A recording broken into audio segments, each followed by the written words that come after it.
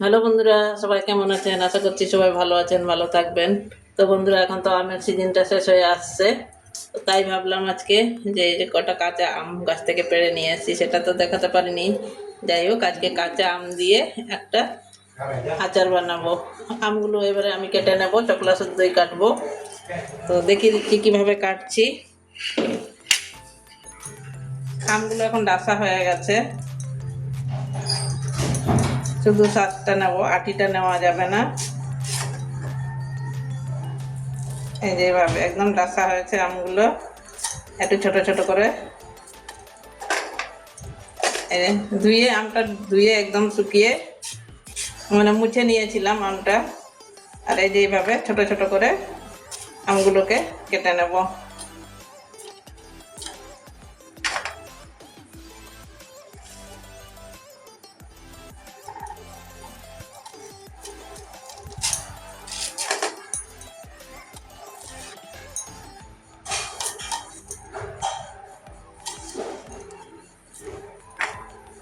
টক ঝাল করব, ওই জন্য আমি ছোট ছোট করে কেটে নিচ্ছি আমটা।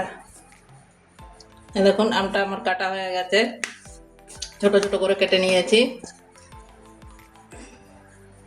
এবারে হলুদ দিয়ে দিচ্ছি আমের মধ্যে, নুন হলুদ দিয়ে কিছুক্ষণের জন্য মাখিয়ে রাখবো। নুন হলুদ দিয়ে পরিমাণ মতো নুনটা দিয়ে দিচ্ছি। আচারে একটু বেশি নুন থাকে যদিও, তো এটা যেহেতু বাড়িতে বানানো হচ্ছে, এখন তো ঘরে ঘরে সবাই প্রেশার রোগী আছে, এই জন্য আমি নুনটা বুঝে সুঝে দিচ্ছি। খুব বেশিও দেবো না, আর খুব কমও দেবো না। এবারে আমটা কিছুক্ষণের জন্য রেখে দেবো ঢাকা দিয়ে।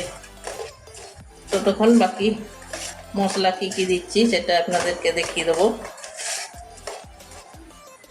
আমটা সরিয়ে রাখছি কিছুক্ষণের জন্য।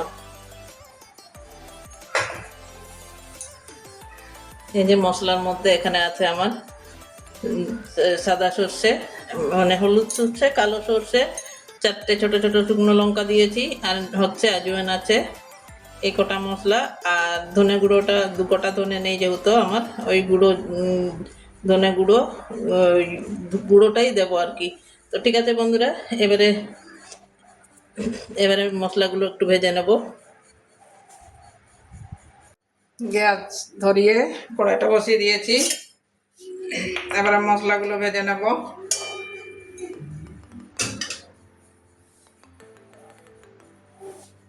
সব মশলাগুলো একসঙ্গে ঢেলে নিচ্ছি করে।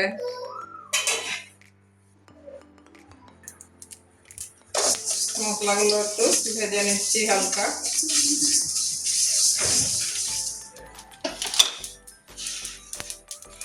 একটুখানি পাঁচফোড়ন দিয়ে দিচ্ছি।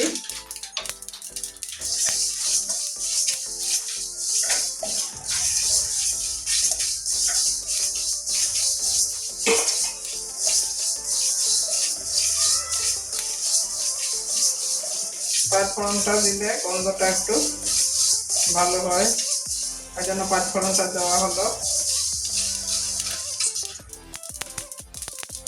এখন সব মশলাগুলো কি সুন্দর ফুটে উঠেছে।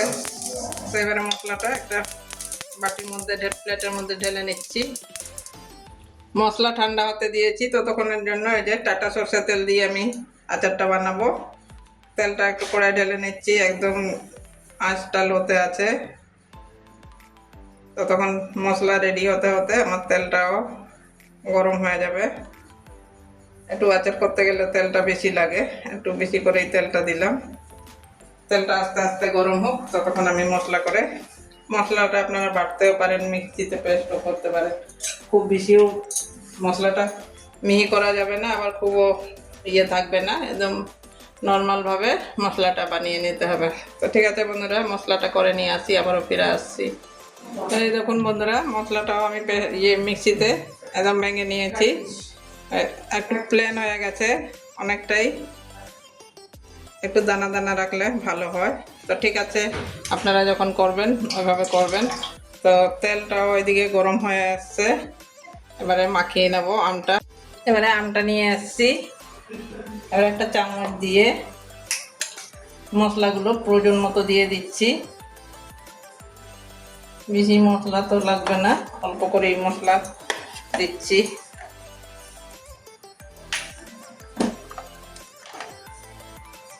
কালারের জন্য কাশ্মীরি লাল লঙ্কা গুঁড়ো দিয়ে দিচ্ছি।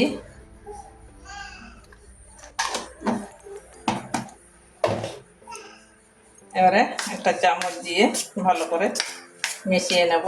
এই কাঁচা আমের আচার করতে খুবই সহজ, বেশি টাইমও লাগে না, অল্প সময়ের মধ্যে হয়ে যায়।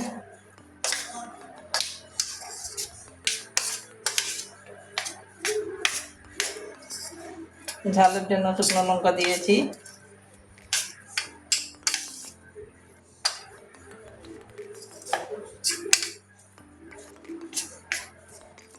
ভালো করে মাখিয়ে নিয়েছি।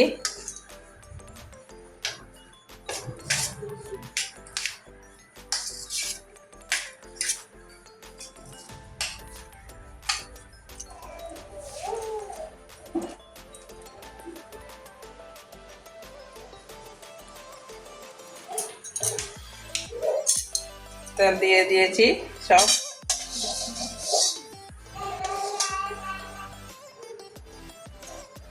আমরা একটা জিনিস বুঝতে পারিনি, আগে তেল ঢেলে নিয়েছি অনেকটাই, ওটা আপনারা দেখতে পেয়েছেন কিনা জানি না, ক্যামেরাটা আমার অফ হয়ে গেছিল। তো এই সর্ষের তেল দেওয়া আছে, সমস্ত মশলাগুলো দেওয়া আছে, তো মেশানো হয়ে গেছে। এবারে আমার আচারের শিশি আছে একটা,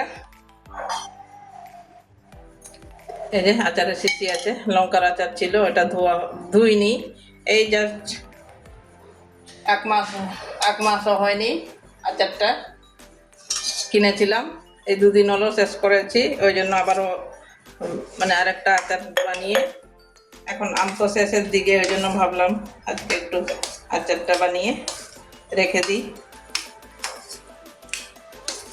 খালি মাঝে সাঝে একটু রোদ্দুরে দেবেন, কাঁচা আম তো রোদ্দুরে দিলে ভালো হয়, মজে যাবে আমগুলো। তো এই যে এইভাবে এই শিশির মধ্যে আমি ঢুকিয়ে রাখবো।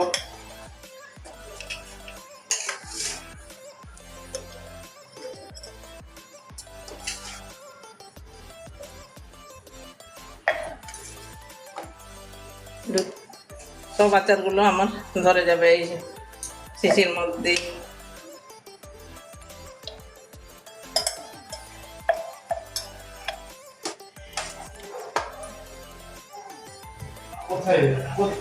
দেখুন একদম আচারগুলো সব আমার এটে গেছে এই একটা শিশির মধ্যেই। এবারে তেলগুলো সব ঢেলে নিচ্ছি।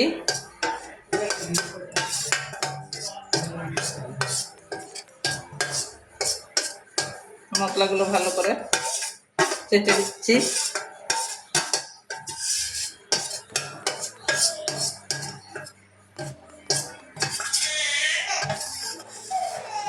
তো বন্ধুরা, কেমন হয়েছে আমার আচারটা অবশ্যই কমেন্ট করে জানাবেন। আর আপনারাও, এখন তো আম শেষের দিকে, আমের শেষ চলছে, কয়েকদিন পরে আর পাওয়া যাবে না। বাকি যেটুকুনো তেল ছিল সেটাও ঢেলে নিলাম। তো কেমন হয়েছে অবশ্যই কমেন্ট করবেন, আর ভালো লাগলে লাইক করবেন, চ্যানেলে নতুন হলে সাবস্ক্রাইব করে পাশে থাকবেন, পাশে থাকা বেল আইকনটা অন করে দেবেন, তাহলে এরকম নতুন নতুন ভিডিও যা ছাড়বো সবার আগে পেয়ে যাবেন। তো ঠিক আছে বন্ধুরা, আজকের জন্য আসছি, আবার অন্য কোনো দিন আসবো অন্য কিছু নিয়ে, রান্না নিয়ে। ততক্ষণের জন্য সবাই ভালো থাকুন। এই যে এবারে এই ঢাকনা দিয়ে ঢেকে রেখে দেবো, তাহলে আমার 1 মাসের মানে কি কয়েক মাসের জন্য এটা সংগ্রহ করে রাখতে পারবো। তো ঠিক আছে বন্ধুরা, সবাই ভালো থাকুন। আর আপনারা অবশ্যই একদিন এইভাবে বাড়িতে আচার বানিয়ে রেখে দেবেন, কয়েক মাস খেতে পারবেন, কিংবা সারা বছরও খেতে পারেন। আজকের জন্য এটুকুনি, আবারও আসবো অন্য কোনো দিন।